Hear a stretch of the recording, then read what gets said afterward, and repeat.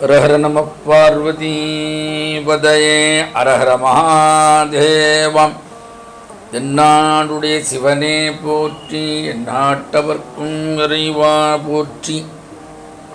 மாணிக்கவாசக சுவாமிகள் அருளிய திருப்பெருந்துறை திருப்பள்ளி எழுச்சி 7வது பாடல். 7வது பாடலின் தலைப்பு பணிகளும் விதம் பகர்ந்து அருள்க என்பதாகும். அது பழச்சுவை என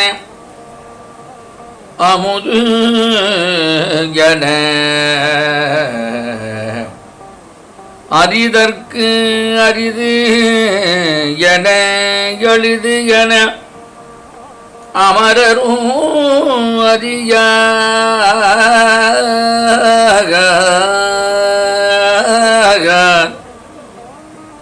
அது பழச்சுவை என அமுது என அரிதற்கு அரிது என எளிது என அமரரும் அறியான். இது அவன் திருவுரு இவன் அவன் எனவே எங்களை ஆண்டு கொண்டு இங்கு எழுந்து அருடும் மது வளர்ப்பொழில் திரு உத்தரகோசமங்கை உள்ளாய் திருப்பெருந்துறை மன்னா.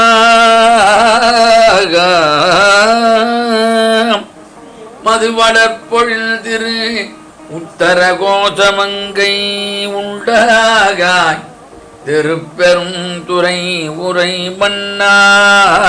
திருப்பெருந்துறை மன்னா எதியமை பணிகொடும் ஆறு அது கேட்போம் எம்பெருமான் பள்ளி எழுந்தருளாயே.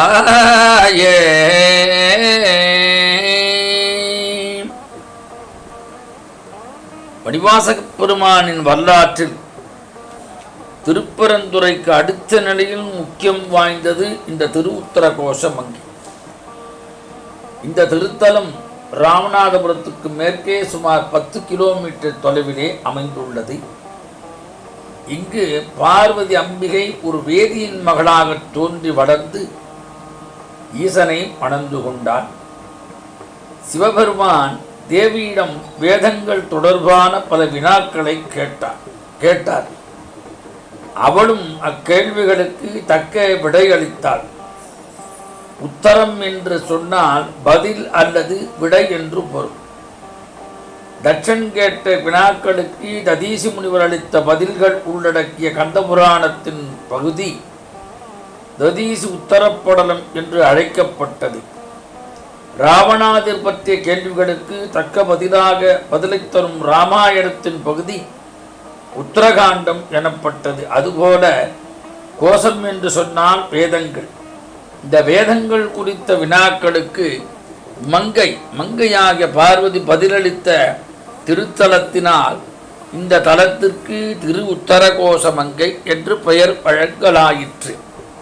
இந்த தலத்து சிவபெருமானுக்கு பெயர் மங்களநாயகர் என்றும் தேவியின் திருநாமம் பூன்முடையாள் என்றும் வடமொழியிலே மங்களாம்பிகை என்றும் போற்றப்படுகிறார்.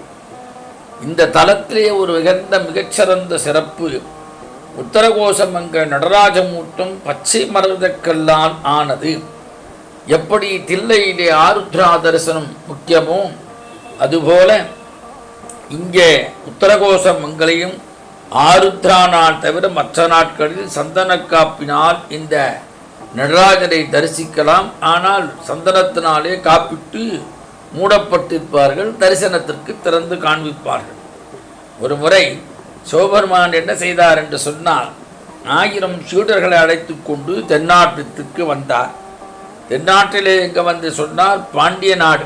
சிவபெருமானுக்கு பிடித்த நாடே பாண்டிய நாடு. அதனால தான் மணிவாசகர் சொல்வார், தில்லையில் ஊத்தனே தென்பாண்டி நாட்டானே அல்லல் பிறவி அறுப்பானே என்று சிவபுராணத்திலே பதிவு செய்திருக்கிறார். அப்போ பாண்டிய நாட்டு இந்த உத்தரகோசமங்கையில் ஒரு பொய்கை கரையில் அமர்ந்திருந்தார். அக்காலத்தில் இலங்கையில் ராவணன் அரசாண்டு வந்தான். ராவணன் மனைவி மண்டோதரியாகவள் சிறந்த சிவபக்தியாக விளங்கியவள். அவளை நேரில் கண்டு தரிசனம் கொடுத்தருள பெருமான் விரும்பினான் சிவபெருமான். தனது சீடர்கள் 1000 உத்தரகோசமங்கையில் தங்கச் செய்துவிட்டு தான் மட்டும் இலங்கைக்கு புறப்பட்டான். சீடர்களே, நீங்கள் இந்த பொய்கைக் கரையிலேயே காத்திருங்கள். நான் இலங்கையை அடைந்தவுடன் இந்த பொய்கையில் ஒரு சுடர் தெரியும். அப்போது இப்பொய்கையில் மூழ்குவோர் முக்தி அடைவார்கள் என்று கூறிவிட்டு புறப்பட்ட சிவபெருமான் சில திருமுறைச் சுவடிகளையும் அவ்விடத்திலேயே வைத்து சென்றான். அனைவரும் பொய்கையை நோக்கியே காத்து கொண்டு இருந்தனர். பொய்கையில் சுடரொளி தெரிந்தது. ஒரே ஒரு சீடரை தவிர மற்ற சீடர்கள் அனைவரும் பொய்கையில் மூழ்கினர். அவர்கள் அனைவருக்கும் முக்தி கிடைத்தது. ஒருவர் மட்டும் பொய்கையில் மூழ்கவில்லை. காரணம், அவர் சிவபெருமான் வைத்து சென்ற அந்த திருமுறைச் சூடுகளை பாதுகாத்தார். பல நாட்கள் பொய்கைக் கரையிலேயே அமர்ந்திருந்தார். கூடும் அன்பனில் கும்பிடுதலே அன்றி வேடும் வேண்டா விரலில் நின்றார் என்ற செக்கிழான் வாக்கிற்கு ஏற்ப திகழ்ந்தார் அந்த சீடர். இலங்கையிலிருந்து திரும்பி வந்த ஈசன் அந்த சீடரின் சீரிய பண்பைக் கண்டு மகிழ்ந்தார். 1000 ஒருவராகி அந்த சீடரை வாதவூரராக பிறக்கச் செய்தார். பின்னர் தானே குருவடிவாக வந்து ஆண்டு கொண்டான் திருப்பெருந்துறையில். வாதவூரரை திருமுறை ஆசிரியராகவும் உயர்த்தி பின்னர் தில்லையில் தன்னுடன் ஐக்கியப்படுத்தி கொண்டான். இப்படி உத்தரகோசம் அங்கை தலவரலாறுகள் தெரிவிக்கின்றன. அது பழச்சுவை என அமுது என அரிதற்கு அரிதன எளிது என அமரரும் அறியாகார். இது அவன் திருவுரு இவன் அவன் எனவே அமரரும் அறியார் என்று சொல்லுகிறார். அமரரும் அறியார் என்பதை 2 இடங்களிலே சேர்த்து நாம் பொருள் கொள்ள வேண்டும். அது என்பது எது என்று சொன்னால், மகா வாக்கிய பொருளாக இருக்கக்கூடியவன் இறைவன். ஆக மகா வாக்கியங்கள் கடவுளை அது என்று தான் வர்ணிக்கிறது, தத்தென்று குறிப்பிட்டன. அதைத்தான் வடமொழியிலே தத்து தொம்மசி தத்துவமசி என்று சொல்வார்கள். ஈசன் எப்படி இருக்கிறானாம்? பழத்தின் சுவையாக திகழ்கிறான். அந்த கடவுளே பழத்தின் சுவையாக திகழ்கிறான். வேதங்கள் பரம்பொருளை ரசம் என்று வர்ணிக்கின்றன. ஸ்ரீ லலிதா சகஸ்ரநாமத்தில் அம்பிகையை கூட சுவையாக இருப்பவள் என்ற பொருளில் ஓம் ஸ்ரீ ரஷ்யாயை நமஹா என்கிறது. ஆக இதே மாணிக்க வாசகர் இறைவனை சொல்கின்ற பொழுது பழத்தினில் சிவப்பாய் ஆரமுதே என்று சுந்தரரும் அருமையுள் எளிய அழகே என்று போற்றி திருவள்ளும் அழகாக பதிவு செய்கிறார். இதே கருத்தைத்தான் பின்னாலே வந்த பாரதி தீம்பழம் தன்னில் சுவையே சக்தி நாம் தெய்வத்தை எண்ணும் நினைவே சக்தி என்று சொல்லுகிறான். ஆக அதே பரம்பொருள் சாவா மருந்தாக அமுதமாகவும் விளங்குகிறது. உயிர் சத்தாக விளங்குபவன் சிவபெருமானே என்ற பொருளில் மாணிக்க வாசகர் இறைவனை பல இடங்களில் அமுதென்று குறிப்பிடுகிறார். ஆறா அமுதே அளவிலா பெம்மானே என்று சொல்வார் சிவபுராணத்தில். அவன் எப்பேற்பட்டவன், அரிதவர்க்கும் அரிதானவன் என்றும் அதே நேரத்தில் எளிதானன் என்றும் கூறுகின்றார். அதாவது யாவரும் அறிவறியான், அடியார்க்கு எளியவன். இதன் இரகசியத்தை தேவர்களும் அறிய மாட்டார்கள். அவ்வாறே அவருடைய திருவுருவங்களையும் அமரர்களும் அறிய மாட்டார்கள். திருப்பெருந்துறை உத்தரகோசை உத்தரகோச மங்கை போன்ற தலங்களில் உறைவன் சிவனாகிய இவன்தான் அது என்று வேதங்கள் குறிப்பிடும் பரம்பொருள் என்பதும் அவர்கள் அறிய மாட்டார்கள்.